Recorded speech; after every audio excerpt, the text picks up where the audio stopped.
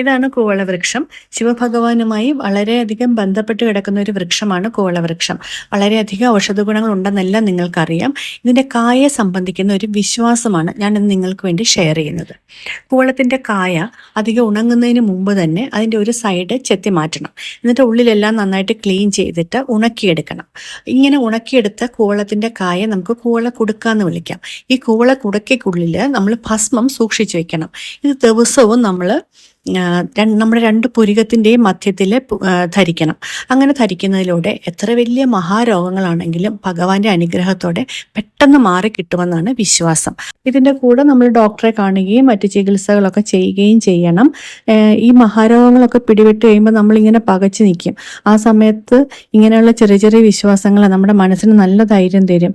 എനിക്കിത് പ്രയോജനപ്പെട്ടിട്ടുണ്ട്, നിങ്ങൾക്കും ഇത് പ്രയോജനപ്പെടുമെന്ന് തന്നെയാണ് എൻ്റെ വിശ്വാസം.